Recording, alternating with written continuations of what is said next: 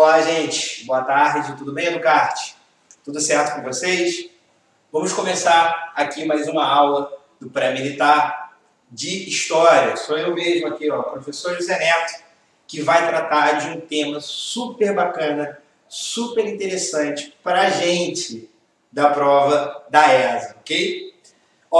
Já aviso aqui para vocês que a gente já está aqui no quarto tópico da prova da ESA, né? A partir do quarto tópico, a gente vai ver vários assuntos densos, vários assuntos complexos, e a gente precisa ver com calma. Por mais que pareça já estar no fim, pera lá, né? Tem algumas coisas ainda para a gente ver, tá? E o tema da nossa aula de hoje é um tema especial. A prova da ESA cobra bastante. E o tema da nossa aula de hoje é sobre o primeiro reinado, sim, dele mesmo, Dom Pedro I, né, o jovem imperador com 21 anos, que liderou a independência do Brasil, né, que gritou às margens do rio Ipiranga no dia 7 de setembro de 1822, com a sua espada embaiada, gritou independência ou morte. Sim, vamos falar sobre ele, o primeiro imperador do Brasil. Mas antes da gente falar sobre ele, a gente vai ter aqui um recadinho bem bacana para você. Já volto já, calma aí.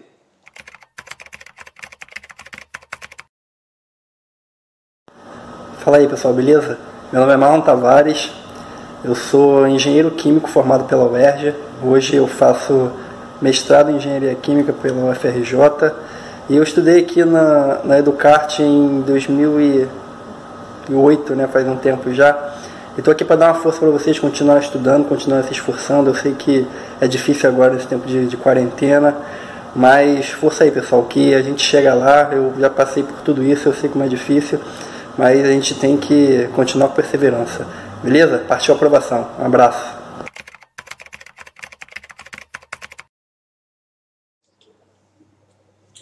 Foi, gente? E aí, curtiram o recado? Muito bom, né? E nós aqui do Educarte estamos aqui especialmente nessa sexta-feira promovendo o conhecimento para você. Eu sei que é óbvio, né, que é melhor a gente ter uma aula ao vivo, eu olhando no olho de vocês, vocês olhando para mim, e a gente ter o quadro, o slide, tudo que a gente tem na nossa aula no dia a dia, a gente não está podendo ter por conta da pandemia. Agora, não é por conta disso que a gente não vai estudar, que a gente não vai aprender. E é por isso que eu estou aqui, porque acredito que cada um aqui de vocês tem o potencial de seguir o sonho, de conseguir aquilo que você deseja. Então, para isso, sempre como eu disse, né, para vocês desde o início da primeira aula, nós temos que pensar no curso, temos que pensar as aulas como se fosse uma academia, né? Para quem é marombeiro vai entender. A pessoa, ela começa, mas não é porque ela está na academia que vai ficar forte. Isso depende do nível de treinamento da pessoa. Então eu convido a você sempre, em épocas de pandemia ou sem pandemia, a sempre tirar 1 a 2 horas por dia para estudar, para investir naquilo que vocês têm de sonho. E não é diferente de história, né? Se você separar ali, a cada 3 dias, você separar 1 horinha e voltar no caderno tudo que a gente já viu para a gente poder associar, é muito bom para você. E é nesse sentido que a gente está aqui na nossa aula de hoje, tá? Olha, o nosso tema da aula de hoje é um tema bastante polêmico, bastante falado na história, sobre esse jovem imperador chamado Dom Pedro I. Vale lembrar que o período da independência do Brasil foi um período que aparentemente não houve grandes conflitos. Lembra disso que eu falei com vocês? Como que se deu o esquema da independência? Né? A família real veio para cá em 1808 e Dom João VI adorou ficar aqui. Né? Enquanto a Europa estava um caos sendo engolida pela guerra, aqui no Brasil parecia ter um vasto horizonte de poder para Dom João VI. Por quê? Ele chegou aqui, ocupou a Guiana Francesa, né? Deu um troco no Napoleão. Chegando aqui, ele ocupou a região do Uruguai, que era chamada de Cisplatina, né? Dando uma vingança na Espanha. Ou seja, Dom João VI criou o Banco do Brasil, Dom João VI mandou vir missão francesa para pintar aqui, Dom João VI criou a Biblioteca Real.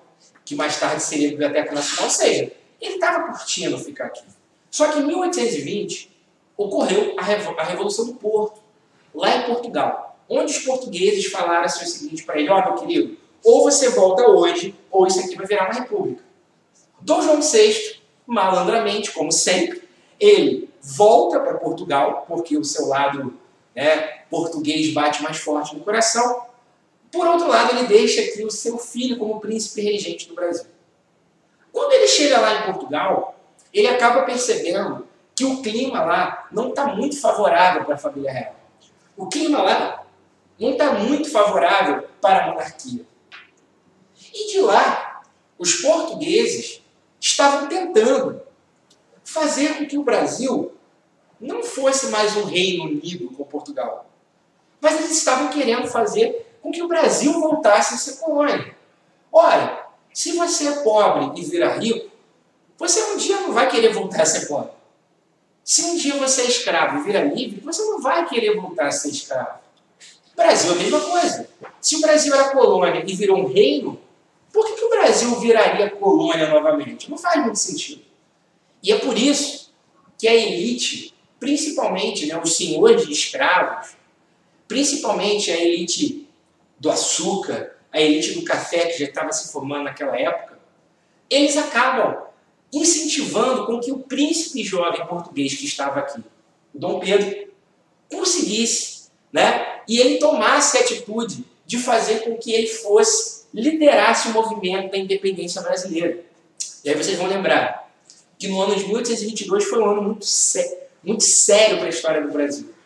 Por quê? Em janeiro de 1822, ele recebeu uma carta vinda de Portugal ordenando que ele voltasse.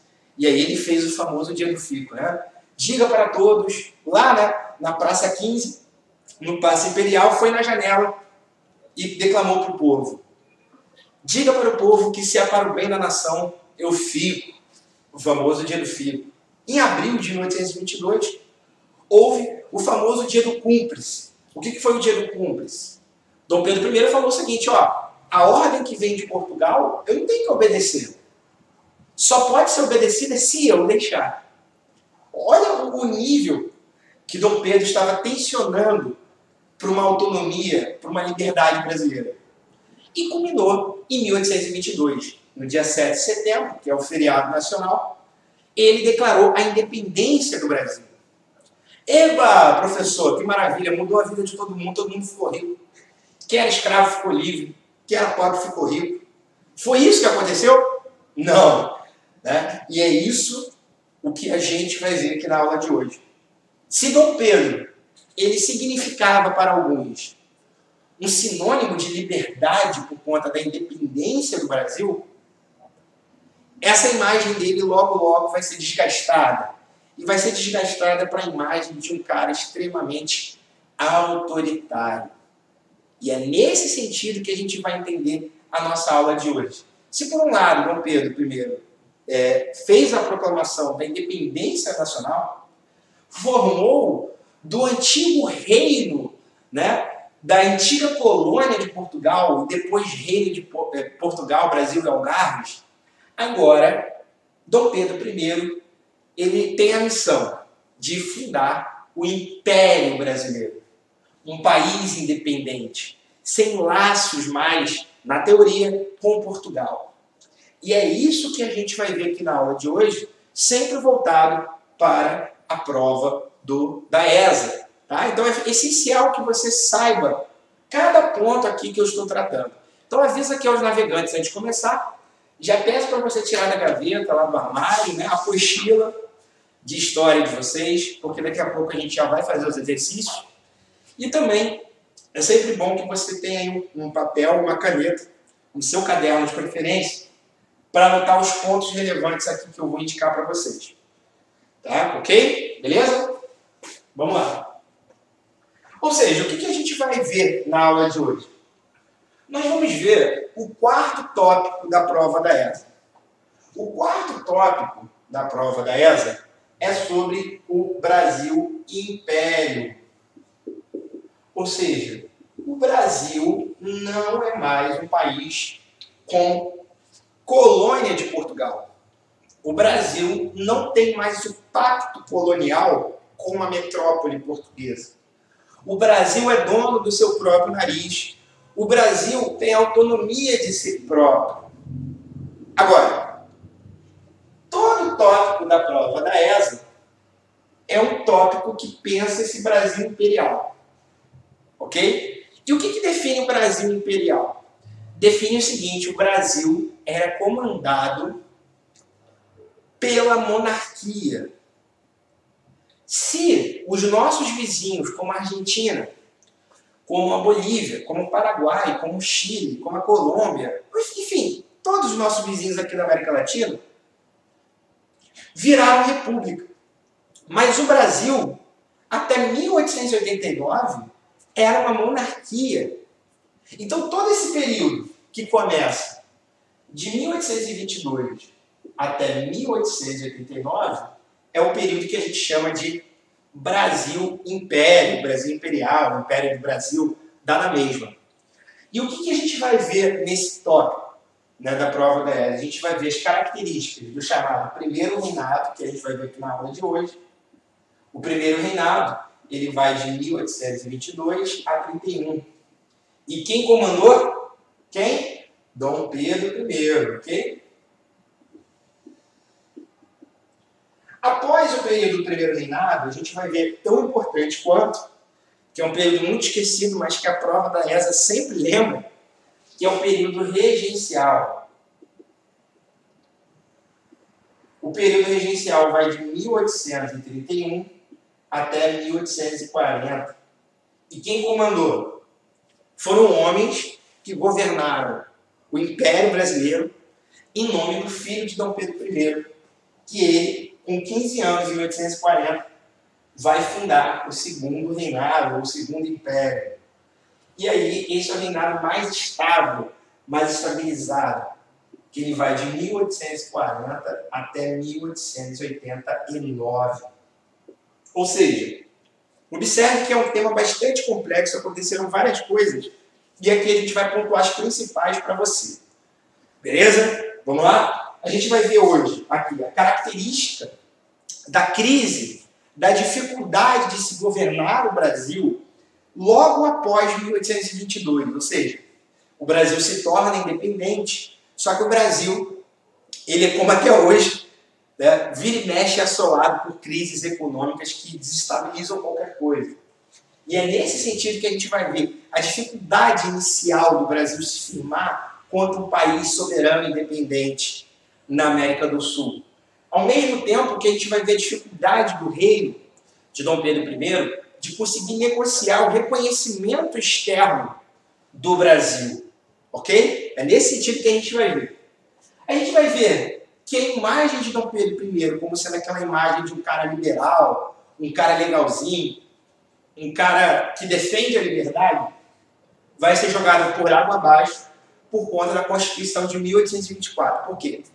A Constituição de 1824 foi a Constituição que ele cria da cabeça dele com seus amigos e impõe para todo o Brasil. As pessoas aceitaram isso? Claro que não. Houve a Confederação do Equador, mais uma vez Pernambuco se mete numa confusão com a família real para pedir a independência e formar uma república. E ao mesmo tempo, a gente vai ver a parte lá que eu disse para vocês no início, que é o Uruguai, que era a província da Cisplatina, se separa do Brasil. E isso, tudo misturado no liquidificador, gera uma crise no Império e ele renuncia o trono para ir tentar alguma coisa em Portugal. Ok? Então, ou seja, observa que o tema ele é bastante complexo, demanda muita atenção de você. Olha só, é importantíssimo a gente entender que a independência do Brasil em 1822 foi uma independência, assim, no mínimo engraçada, para não dizer o contrário, né? Por quê? O Brasil, assim como hoje, é um país continental, um país gigantesco. Se você olhar, por exemplo, a América Espanhola, da Argentina até o México, era tudo comandado pela Espanha. Mas hoje, existe uma república latino-americana? Não existe. O que existe são vários países que formaram a antiga colônia espanhola. Observe que o Brasil, por ser gigantesco pela própria natureza, como diz o hino nacional, ele também tem uma tendência, teria uma tendência a ser segregado, a se separar. Cada região do Brasil seria equivalente a um país como hoje é na América Latina. E foi crucial a presença e a força do Império para poder manter a unidade territorial. E isso foi muito problemático porque a independência do Brasil, ela foi feita, sobretudo, no Sudeste. Dom Pedro I, por exemplo, ele começou a governar em 1822 até 1831. Mas ele nunca botou os pés dele fora do estado do Rio, São Paulo e Minas Gerais. Ele nunca foi para o Rio Grande do Sul. Ele nunca foi abraçar o povo de Pernambuco. Ele nunca foi para o Amazonas. Ele nunca foi para o Pará. Ele nunca foi para o Maranhão. Ou seja, o Brasil e a independência foi tocado por essas províncias do Sudeste brasileiro. E isso fazia com que houvesse uma falta de identidade nacional do rei.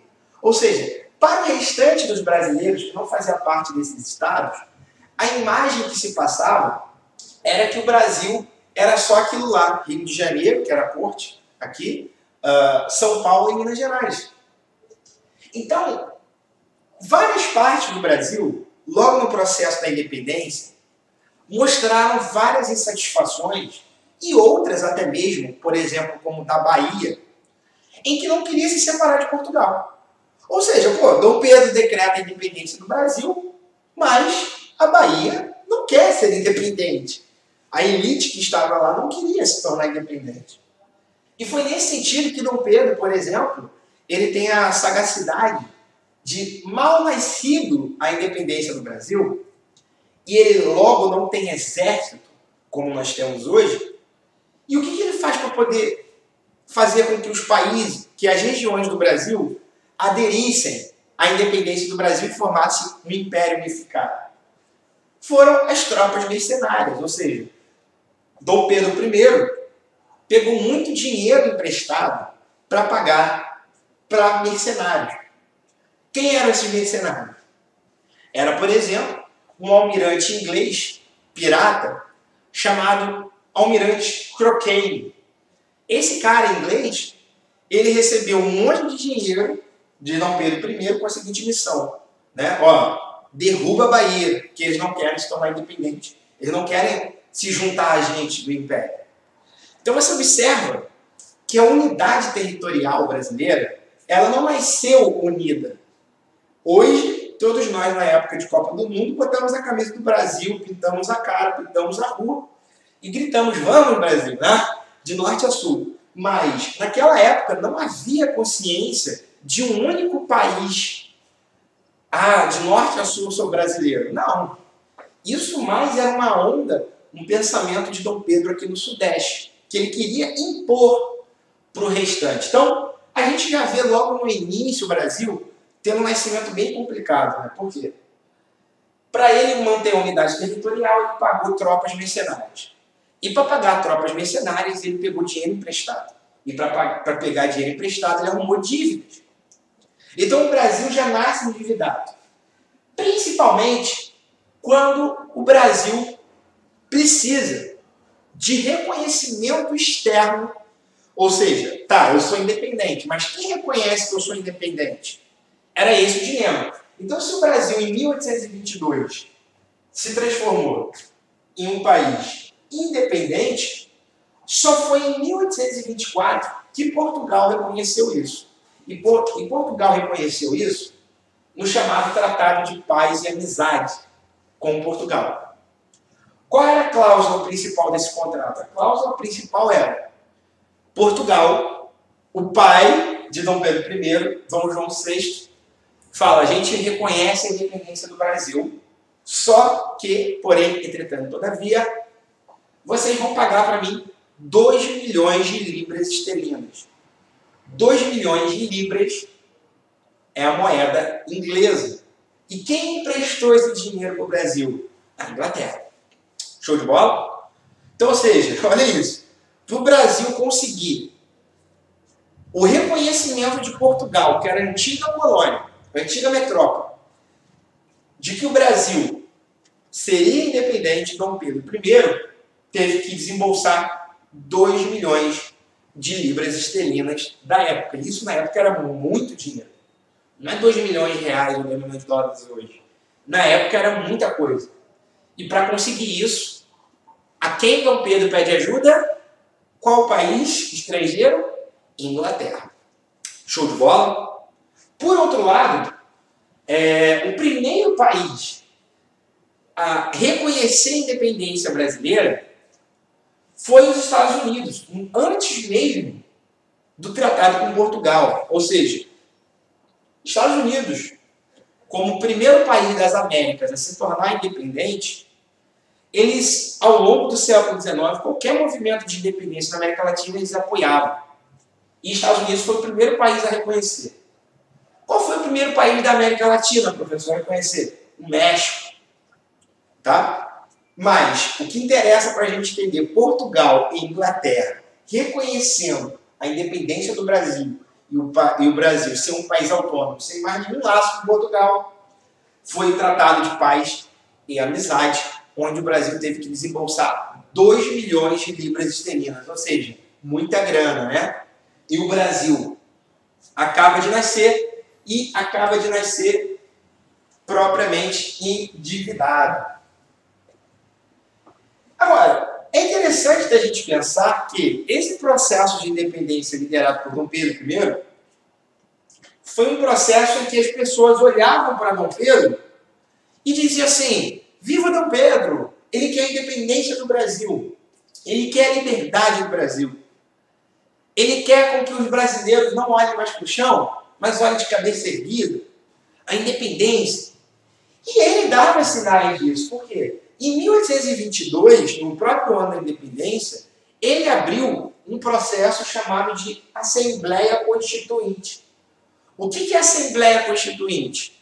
É você votar em deputados do seu estado para mandar os deputados para a capital. E esses deputados iam escolher a Constituição do país. O que é a Constituição de um país? É tudo aquilo que pode ou que não pode fazer. É o conjunto de leis e de regras dentro de um país. Então o povo ficou muito eufórico e animado com a ideia de que, desde o Maranhão ao Rio Grande do Sul, do Pará a Pernambuco, da Bahia a Minas Gerais, todos os 4 cantos do Brasil, elegeram deputados e vieram aqui para o Rio de Janeiro, lá no Palácio Tiradentes, onde hoje é o Palácio Tiradentes, lá na Praça 15, né, na LERJ, onde é a Câmara de Deputados do Estado do Rio de Janeiro, e eles foram lá e estavam fazendo a Constituição brasileira. E no dia que eles iam promulgar, ou seja, os deputados fizeram e terminaram a Constituição, ia passar para valer, Dom Pedro I pegou e folheou e viu que aquela Constituição não era nada bacana para ele. Era uma Constituição que limitava o poder dele, era uma Constituição que dava mais poder para o parlamento do que para o imperador, era uma Constituição que dava mais autonomia aos estados para poder escolherem seus próprios governadores, seus próprios lideranças, e menos interferência de um governo central. E isso deixou Dom Pedro I muito angustiado, muito nervoso. E o que faz o imperador quando está nervoso? Ele ameaça. Ele manda suas tropas, manda o seu exército. E na noite de 1823, Dom Pedro I mandou cercar a LERJ e falou: seus deputados vagabundos, todos, saiam daí agora, e se vocês não saírem, a gente vai derrubar esse prédio, todo mundo vai morrer. Porque eu não reconheço essa Constituição. E esse dia ficou chamado como Noite da Agonia. Por que agonia? Porque quem estava dentro teve a impressão, e como parecia ser, que ia morrer. Porque Dom Pedro mandou cercar. e mandou prender todo mundo. No ano seguinte, Dom Pedro, ele, de cima do seu trono, junto com seus amigos do Conselho de Estado, forjam e montam a primeira Constituição do Brasil. A famosa Constituição de 1824. Ou seja, foi uma Constituição outorgada. Promulgada é quando os deputados escolhem a Constituição. E outorgada é quando uma pessoa, um pequeno grupo de pessoas impõe essa Constituição para a nação. E a Constituição de 1824 foi uma Constituição muito polêmica. Por que polêmica? Primeiro, porque quem criou foi Dom Pedro I. Ou seja, observe bem que aquela imagem de Dom Pedro I, aquela fama dele, logo no início de ser um cara liberal, bonzinho, boa praça, simpático, né, gente fina, ele já muda. Por quê? Dom Pedro I ele impõe uma Constituição ao Brasil. E o que é a Constituição de 1824? Presta bem atenção. Isso aqui vai valer para todo o período imperial, o primeiro reinado, regência e segundo reinado. Que é um esqueminha bem interessante, né? Que é um poder chamado de moderador. O que é o poder moderador?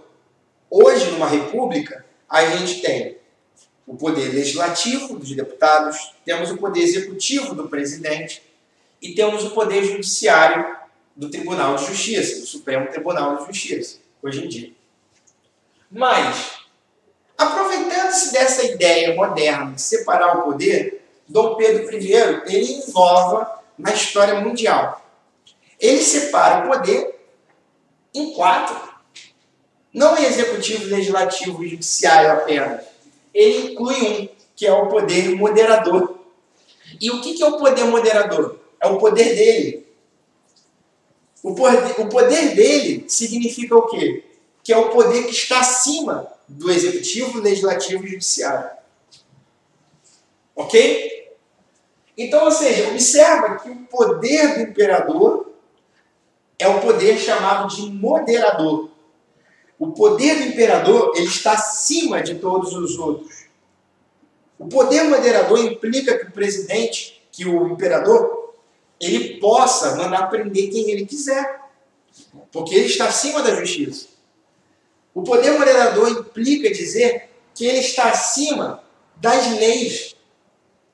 E ele pode criar qualquer lei, já que ele é acima da lei. Ou seja, o poder moderador é um poder que indica, em 1824, que o poder no Brasil é algo bastante autoritário, que ele está acima de qualquer outro.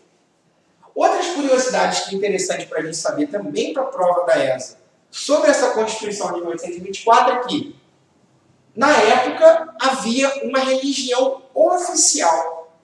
E que religião oficial era essa? O catolicismo.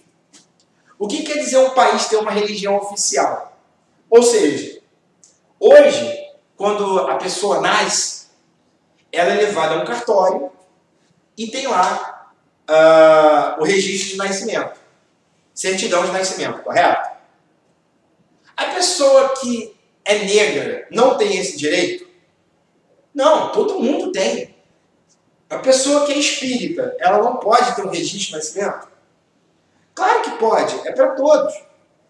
Mas, com a religião do Estado, não é bem assim. Por quê? O nascimento só vale com a certidão de batismo. E se o cara fosse protestante? Então ele não existe para o governo. Se o cara quer casar na religião protestante, não existe para o governo. E o que é pior, até mesmo os cemitérios, né, que só poderiam ser enterrados católicos. Então, aonde que os judeus eram enterrados? Clandestinamente. Aonde que os protestantes eram enterrados? Clandestinamente. Ou seja, observe que não era o Estado laico, a religião separada da política. Não, era tudo junto e misturado. E a religião é a religião católica e quem não gostou que cai fora. É tipo isso a mentalidade. Né? E essa Constituição exigia a eleição para um Senado, e o senador teria um cargo vitalício, ou seja, ele só sairia de lá do Senado quando morresse. Não poderia ter alternância de senadores. O Senado, ele é eterno, até o cara morrer. E, para quem fosse votar, tem uma condição. O cara tem que ter renda. Ou seja, não adianta você saber ler e escrever, ser um cara instruído, informado e querer participar da política. Se você não tem dinheiro, você não participa do processo eleitoral. É isso. Nem você vota e nem você é votado. E é nesse sentido que a gente vai ver, em todo o período imperial, dos 100% de brasileiros, apenas 2%, né? Vou até desenhar aqui para ficar mais claro. Apenas 2% dos brasileiros participavam do processo político. Por quê? Tinha que ter grana para poder votar e ser votado. É nesse sentido que a gente entende, olha que caráter autoritário. Se Dom Pedro ele aspirava à ideia de liberdade, de igualdade, a independência do Brasil ser livre de Portugal, Dom Pedro I não curtia muito essa ideia e logo veio à tona isso. Todo mundo aceitou, professor? Claro que não. E é por isso que, mais uma vez, o Estado, a região do Nordeste de Pernambuco, se agita. Lembra, né? Em 1817, houve a Revolução Pernambucana contra Dom João VI. E em 1824, houve a chamada Confederação do Equador. O que foi a Confederação do Equador? Foi uma série de intelectuais e parte da elite pernambucana que não aceitou a Constituição de 1824, observe, que foi no mesmo ano, que não aceitou a ideia de que o governador pernambucano eleito por eles seria trocado por um cara indicado por Dom Pedro. Eles se revoltam e querem não pedir licença ao governo ou pedir uma troca de mudança. Não. O que eles querem é a independência de Pernambuco, do Rio de Janeiro, para Pernambuco se tornar um país independente e, ao mesmo tempo, e que se formasse uma república. Foi só Pernambuco, professor? Não. Ceará, Rio Grande do Norte, né? Sergipe, Alagoas, Paraíba, participou do movimento. Então, a ideia da Confederação do Equador seria semelhante ao que a gente imaginaria hoje se todo o Nordeste brasileiro fosse um país separado do Brasil, fosse um país independente do Brasil. Dom Pedro I aceita isso? Um cara autoritário que quer um poder centralizado? Não! E, novamente, ele chama mercenários e manda fuzilar, metralhar todo mundo que estava envolvido nessa revolução da chamada Confederação do Equador. Resultado da ópera. As suas lideranças são mortas, exceto Cipriano Barata, que não é morto. Mas o cara mais lendário, chamado Frei Caneca, que é um padre, ele foi fuzilado. Então havia uma enorme contradição. Tudo bem que eles queriam independência e Dom Pedro queria manter a unidade territorial. Que eles queriam se separar e Dom Pedro I foi lá e mandou sua força para unir Pernambuco e o Nordeste ao Brasil.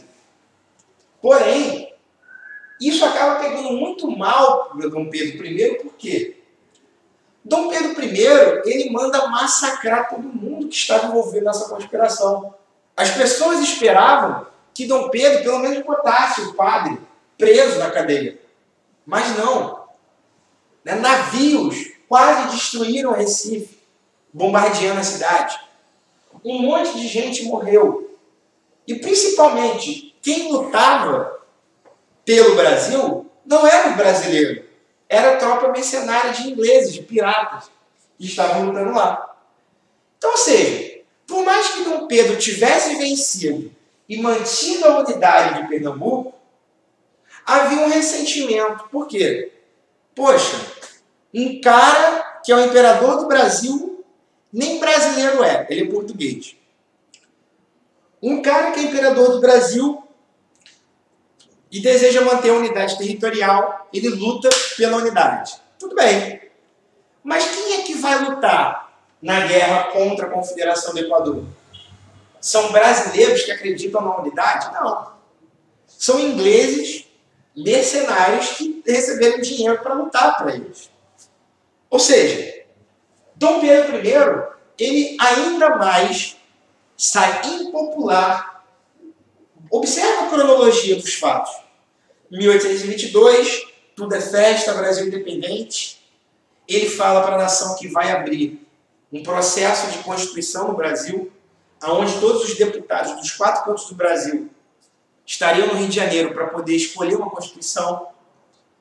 No ano seguinte, 1823, ele recusa, e no ano seguinte, 1824, ele impõe a sua própria constituição. Os pernambucanos não aceitam e são massacrados impiedosamente por Dom Pedro I. Resultado disso, mal nascido Brasil endividado, com crise econômica, com crise de unidade territorial.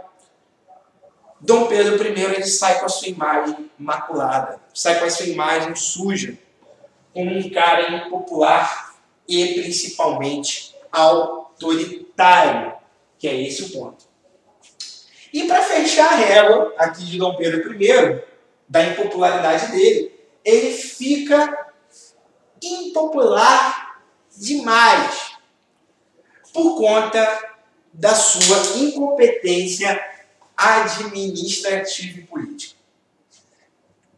Observe como, apesar da festa da independência do Brasil em 1822, 2 anos depois, em 1824, o Brasil já estava mal. Endividado, pobre e com um líder impopular por mandar matar todo mundo que é contra ele. Em 1825, mais uma coisa horrorosa para Dom Pedro I. Aquela região que seu pai tinha ocupado, onde hoje é o Uruguai, que era chamado de Cisplatina, foi uma região em que, lá naquele local, os nativos, descendentes de espanhóis, eles nem falavam português, mas faziam parte do Brasil, né?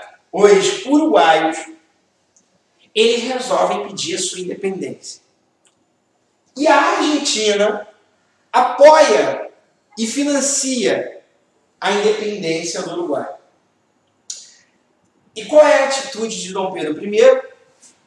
Não diferente da Confederação do Equador, não aceita e declara guerra total à população uruguaia e, ao mesmo tempo, declara guerra à Argentina. Então, olha isso, o Brasil endividado, na crise econômica, na crise política, surge um novo problema e qual é a atitude dele? Declarar guerra a 2 países, o Uruguai e a Argentina. O Brasil sem exército. E aí o que ele faz? Mais mercenário. E o que ele faz com a população brasileira? Aumenta os impostos. Aumenta os impostos e aumenta. E para quê? Para em 1828, 3 anos depois do início da guerra, o Uruguai dá uma surra nas tropas mercenárias brasileiras. Então, ou seja, Dom Pedro I não tem habilidade nenhuma de solucionar os problemas brasileiros. A única coisa que ele sabe é bater. E quem bate precisa de dinheiro porque são mercenários. E para pagar esses mercenários, quem paga a conta é quem? O povo brasileiro, com impostos elevados. E é nesse sentido que, novamente, observa que o cerco vai se fechando para Dom Pedro. Ele já era um cara autoritário, já tinha uma fama depravada, porque ele era um cara que não estava matando todo mundo, sanguinário. E no Uruguai, ele, além de matar um monte de gente, ele perde o território que seu pai conquistou para o Brasil, que foi o Uruguai. Ele reconhece que não tem como mais vencer, que se continuasse na guerra, o Brasil todo ia acabar e ele resolveu aceitar a independência do Uruguai. E foi nesse sentido que justamente o Brasil se complica ainda mais. Por quê? O Brasil aumenta a sua dívida e, ao mesmo tempo, o Brasil perde a guerra da Cisplatina. Ou seja, se em Pernambuco deu certo a guerra, na Cisplatina do Uruguai não, que é essa região aqui, onde hoje é o Uruguai. Observe aqui a bandeira do Uruguai que foi feita nessa época, com o pedido de independência do Brasil e com uma guerra. E essa guerra, mais uma vez, trouxe enormes transtornos e dívidas para o Brasil e uma crise da imagem do imperador, que ele passa a ser um cara considerado impopular e incompetente, porque ele não manteve a unidade brasileira, mantendo o Uruguai. E aqui a gente finaliza da seguinte maneira, né? Vamos aqui acompanhar, presta minha atenção, isso aqui é importantíssimo. Né? 1822, Brasil independente. 1824, Constituição imposta por Dom Pedro e Confederação do Equador, que sai a popularidade dele. A partir de 1825 até 1828, o Brasil perde o território, perde a Cisplatina, que vai se chamar Uruguai como um país independente. Observe que passa o ano, passam-se os anos e Dom Pedro só apanha, perde popularidade, aumenta a dívida e passa a ser ter uma imagem de incompetente. Então, ou seja, quando a gente para pensar no fim do primeiro reinado, nós temos aqui a ideia de que Dom Pedro I ele é um cara impopular. Por que ele é impopular? Porque ele é autoritário. E ao mesmo tempo, e aí isso aqui é o crucial, simbólico para os brasileiros, pois o seu pai, no ano de 1826, morreu lá em Portugal. E quem assume o cargo máximo em Portugal? A filha de Dom Pedro, primogênito. Dom Pedro bota a sua própria filha para ser rainha de Portugal. Só que a sua rainha, a sua filha, tinha apenas 6, 7 anos. E quem vai comandar Portugal vai ser o irmão de Dom Pedro, chamado Dom Miguel. Até a rainha completar a maioridade e ter o poder em Portugal. E o que faz Dom Miguel? Dom Miguel, ele expulsa a sua sobrinha, expulsa a filha de Dom Pedro I do Brasil e ele passa a comandar o trono de Portugal de maneira única, exclusivamente sozinho. E isso incomoda muito Dom Pedro I, porque ele não quer entregar o poder de Portugal para o seu irmão.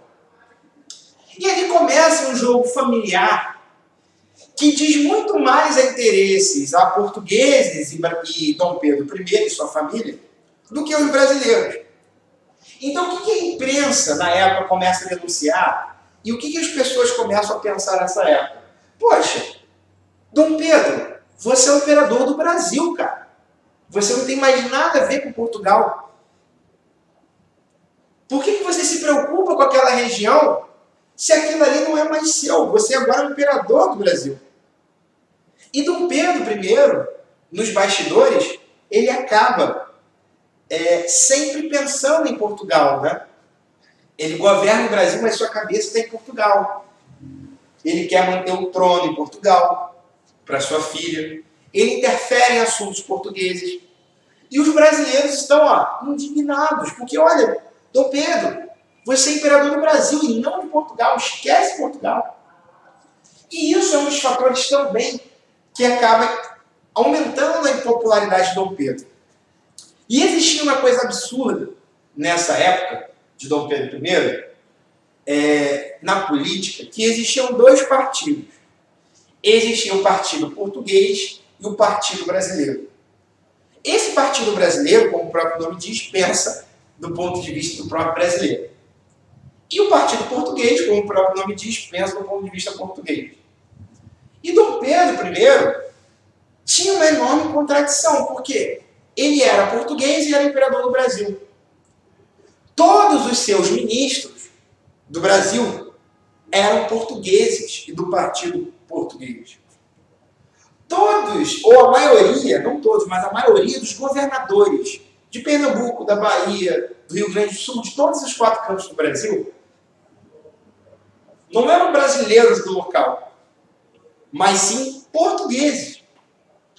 Então, acaba que durante esse primeiro império, acaba quase rolando uma guerra civil no Brasil. Uma guerra civil que separaria internamente aqui no Brasil portugueses de brasileiros. E as pessoas brasileiras enxergavam Dom Pedro I como sendo um cara que justamente iria privilegiar e beneficiar os portugueses no Brasil. Então isso acaba ocorrendo uma enorme popularidade. E em 1831, no dia 13 de março, acaba ocorrendo a chamada Noite das Garrafadas. O que foi a Noite das Garrafadas? Foi uma briga no Rio de Janeiro que começou no boteco, por isso o nome Garrafadas, e que acaba contaminando toda a cidade do Rio. A briga de ódio, de morte, de porrada, de pancadaria entre portugueses e brasileiros residentes no Rio de Janeiro. Quando Dom Pedro I ele vê que está quase rolando uma guerra civil no Brasil, que o Brasil está todo endividado, que o Brasil não tem mais caixa, que o Brasil está quase implodindo, se tornando independente em várias partes da região do Brasil, Dom Pedro I ele tem uma saída de mestre. Ao contrário de seu pai, melhor, seguindo o exemplo de seu pai, né, que sai da pior de Portugal e vem para o Brasil, ele faz o contrário, ele sai da pior, que ele estava governando o Brasil, e ele vai, no dia 7 de abril, abdicar o trono brasileiro para ir reinar em Portugal. Então olha que contradição, né? Um cara português declara a independência do Brasil, e quando aqui está ruim, ele vai para Portugal para ver se melhora para ele lá. Olha que doideira, né?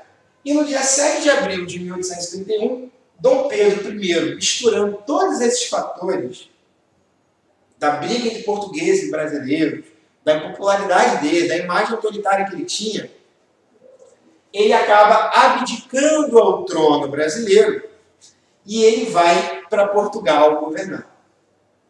Agora, quando ele vai governar em Portugal, ele leva toda a sua família junto para Portugal? Não. Ele deixa aqui o seu pequeno filho, né, o Pedrinho de Alcântara, de apenas 5 anos, como você vê aqui na imagem, como príncipe do Brasil. O futuro imperador. Só que a Constituição de 1824 dizia que só pode assumir o cargo de imperador quem é maior de idade, quem tem mais de 18 anos. Como ele tinha apenas 5 anos, ele não pode governar. E aí, quem vai governar durante a infância de Dom Pedro, que seria o Dom Pedro II, Pedrinho de Alcântara? Os chamados regentes, tá? E aí vai ser o tema da nossa próxima aula, o chamado período regencial. Ou seja, o que a gente vai ver na história é que Dom Pedro I sai do governo do Brasil e deixa seu jovem filho de apenas 5 anos para governar. Como ele tem apenas 5 anos e a Constituição não permitia que uma criança governasse o Brasil, há um conselho de pessoas chamadas de regentes, que vão governar o Brasil até Dom Pedro II ter maior idade, mais de 18 anos. Ok? Então é nesse sentido que a gente tem que entender a história do primeiro reinado. Uma história bastante complicada, confusa, cheia de fatos, cheia de coisas. Ok? Por quê? Dom Pedro I, como eu disse aqui, né, concluindo a aula, ele surge como uma liderança no Brasil, como um cara que promove a liberdade. Quando ele consegue a liberdade, e ele vê que essa liberdade foi longe demais, porque eles estavam querendo limitar o poder dele, ele mostra a sua face autoritária, o seu lado mais, né, duro. E ele mata pernambucanos, mata uruguaios, mata quem tiver na frente dele, que impede o governo livre dele. Só que os brasileiros não aceitam isso. E isso vai gerando uma insatisfação, principalmente após a Guerra da Cisplatina, porque é uma crise econômica pesada, inflação, desemprego, um monte de gente passando necessidade. E Dom Pedro está lá, governando, pensando no trono português. E é nesse sentido que, num clima extremamente pesado, num clima quase de velório, Dom Pedro I, no dia 7 de abril de 1831, ele fala, olha, vou sair do Brasil. Não vou mais governar. Ele renuncia, ele abdica o trono e deixa o seu trono para o seu filho, primogênito, o Pedrinho de Alcântara, que tinha apenas 5 anos de idade. Só que, como ele não tinha uma idade de 18 anos, que era o que a lei exigia para poder governar, então o que fazem? A regência inicia-se no período imperial, o chamado período regencial. Ok? Então, a gente viu aqui os principais aspectos do primeiro reinado e as principais características do reino de Dom Pedro I. Vamos fazer os exercícios, gente? Bora?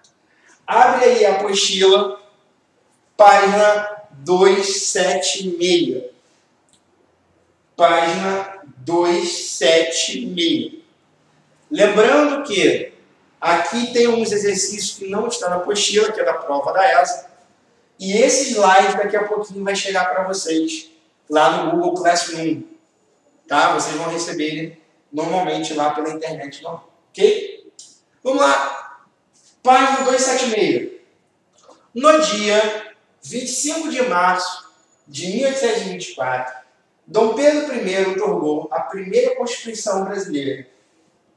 No dia 25 de março de 1824, Dom Pedro otorgou a primeira Constituição brasileira, ou seja, a Constituição de 1824. Que tinha como características do quê?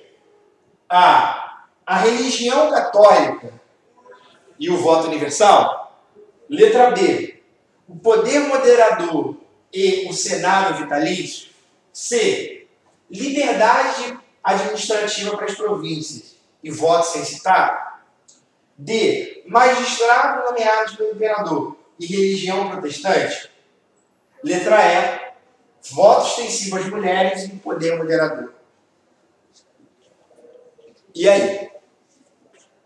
O que tinha nessa Constituição que a gente pode dizer como certo? A, B, C, D ou E? Letra B de bola, poder moderador e Senado vitalício. Observa que essa questão era bem difícil da prova da ESA, porque todas as alternativas têm duas coisas da Constituição. E uma delas, em cada uma, está certa. A letra A religião católica, sim. Mas o voto não era universal. O voto era o quê? Censitário. Voto por renda. Letra B, que é a certa, eu vou nem comentar. Letra C, liberdade administrativa das províncias e voto censitário. Voto censitário está certo, mas ele não deu liberdade de província para escolher os seus governadores. Letra D, magistrados nomeados pelo imperador. Correto. E a religião protestante? Não, religião católica. Letra E, voto para as mulheres? Pelo amor de Deus, não era isso, né? Dom Pedro I não tinha essa noção. Outra questão da ESA. A primeira Constituição de 1824 estabelecia, entre outros fatores, a existência de 4 poderes. Aquele que era exercido exclusivamente pelo imperador era o poder A, legislativo, B, judiciário, C, executivo, D, moderador, ou E, republicano. Qual o poder? Letra D de dado. Poder moderador. Ok? Ou seja, é o poder que está acima de todos os outros. E quem exerce ele? Dom Pedro I, imperador. Outra questão da ESA, tá, gente? Vamos lá. A revolta denominada Confederação do Equador, ocorrida em Pernambuco em 1824, foi provocada pela dissolução da Assembleia Constituinte de Dom Pedro I e dirigidas por grupos favoráveis à reincorporação do Brasil ao Império Português. B. Foi uma reação à lei que extinguia o comércio de escravos e dirigida por grandes proprietários rurais e grandes traficantes escravistas. C. Foi provocada pela medida centralizadora de Dom Pedro e constitui um movimento separatista e republicano. D. Foi provocada pelo golpe da maioridade que iniciou o segundo reinado. E. Foi provocada pela adoção do regime federalista. O que a gente pode dizer como certo para a Confederação do Equador? Aquela revolta de Pernambuco. Letra C. Ok? Foi provocado pela medida centralizadora de Dom Pedro, ou seja, cai fora todo mundo, ninguém opina na minha Constituição, a Constituição é minha, a bola é minha, que decide quem joga sou eu. Né? E constitui um movimento separatista, ou seja, o Nordeste seria um país à parte do Brasil, seria a Confederação do Equador, o nome, e, ao mesmo tempo, o modelo político seria o quê? Monarca? Não, republicano. Por isso, é um movimento separatista e republicano. E, por último, a gente vai ver aqui a questão sobre a independência do Brasil. Prova da ESA, novamente. A independência brasileira foi um processo liderado, em grande parte, pelos setores sociais que mais se beneficiaram com a ruptura dos laços coloniais. Ou seja, quem apoiou a independência do Brasil foram aqueles setores da sociedade que mais queriam se tornar independentes, né? Teriam um lucro com relação à separação de Portugal. Quem era esse grupo que queria independência porque ia lucrar mais? Letra A. Os profissionais liberais e trabalhadores urbanos. B. Os grandes proprietários de terra e os grandes comerciantes. C. O alto clero e pequenos proprietários de terra. D. Os funcionários públicos e o alto clero. E. Farroupilhas e o baixo clero. E aí, quem eram os grupos de pessoas que mais se beneficiaram com a independência do Brasil? Foram os escravos? Foram os padres? Foram os trabalhadores urbanos? Não. Tá? Foi quem?